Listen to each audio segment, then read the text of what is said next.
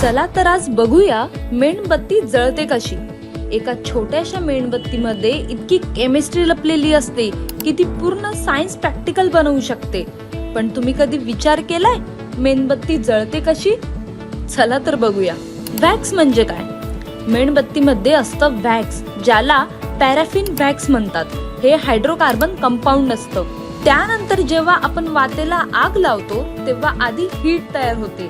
ही heat मेण वितळायला सुरुवात करते आणि त्यामध्ये होतो एक फिजिकल चेंज, तो म्हणजे solid wax to liquid wax. ही फक्त अवस्था बदलण्याची प्रक्रिया आहे। वितळलेलं वॅक्स वातेमधून वर चढतं, याला कॅपिलरी ऍक्शन म्हणतात। जसं झाड पाणी वर खेचतात तसं वॅक्स वर खेचते।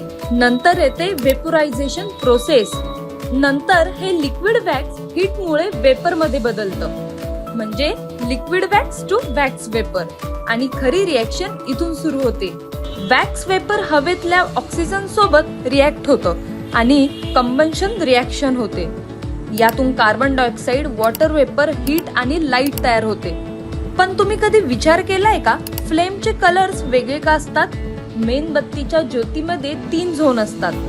येलो झोन म्हणजेच इथे इनकम्प्लीट कंबन्शन होते म्हणून येलो प्रकाश दिसतो। दुसरा ब्ल्यू झोन, कंप्लीट कंबन्शन होते आणि जास्त हीट तयार होते। तिसरा आहे डार्क झोन, इथे वॅक्स वेपर असतो। जर ऑक्सिजन कमी मिळाला तर इनकम्प्लीट कंबन्शन होतं। यातून कार्बन मोनॉक्साईड तयार होतो, जो डेंजरस गॅस असतो। स्मोक वर जर बोट धरलं तर काळं का लागतं? ज्योतीवर वस्तू धरल्यावर काळं सूट लागतं, कारण कार्बन पार्टिकल्स बाहेर पडतात। आणि रिएक्शन कोणती असेल? इनकम्प्लीट कंबन्शन आणि कार्बन डिपॉझिशन। मेणबत्ती विझल्यानंतर वॅक्स वेपर हवेत पसरतो म्हणून स्मोक दिसतो, म्हणजे कॅन्डल विझल्यावर धूर येतो।